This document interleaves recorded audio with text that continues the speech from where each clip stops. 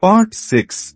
The Grand Wedding and the Wrath of Parshuram. The city of Mithila bloomed like a garden in spring, decked in silks and golden flowers, for the wedding of Sita and Rama was to be celebrated, a union blessed by the gods, awaited by the earth itself. King Dashratha, upon hearing the joyful news, journeyed from Ayodhya with his queens, sons, and a grand retinue. The roads shimmered with light, as if the stars themselves had descended to witness this divine marriage. At the grand palace of Mithila, King Janaka welcomed them with arms wide open, his heart swelling with pride.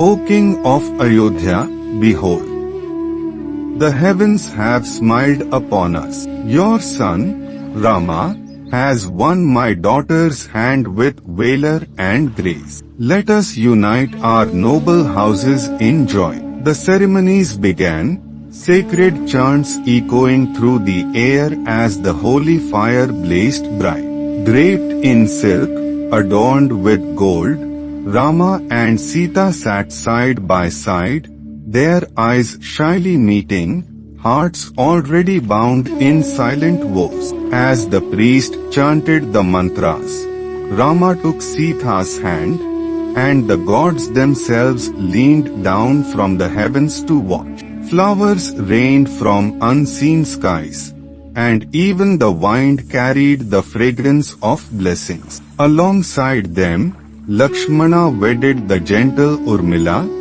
Sita's beloved sister, while Bharatha and Shatrughna were united with Mandavi and Shrutkirti, daughters of King Janaka's noble brother. The palace sparkled with music and laughter. Gifts flowed like rivers, and the people sang songs of joy.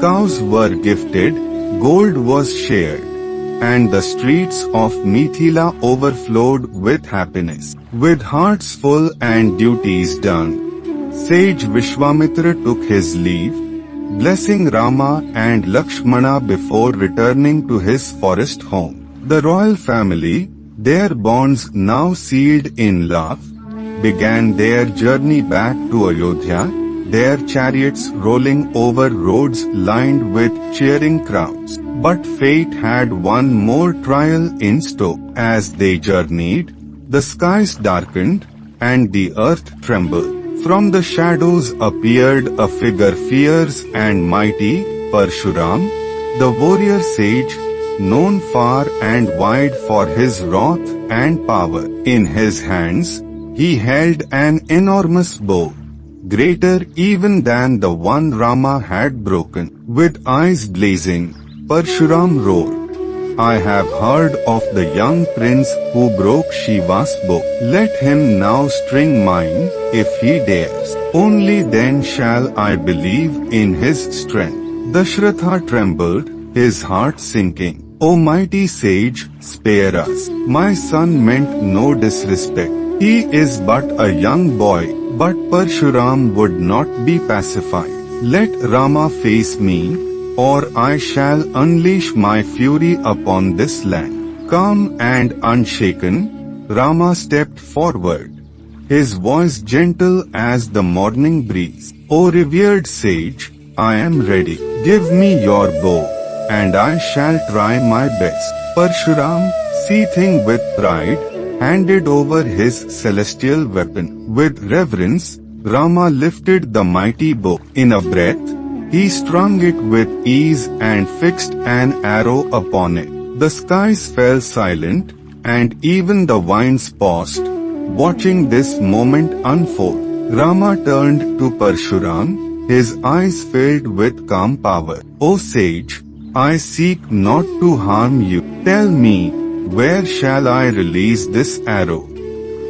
Parshuram, his pride shattered, realized at once Rama was no ordinary man. Bowing low, he spoke, O Rama, you are divine. Forgive my pride. Release the arrow upon my anger and my pride, so that I may find peace. With a smile, Rama released the arrow into the skies, and the earth sighed in relief.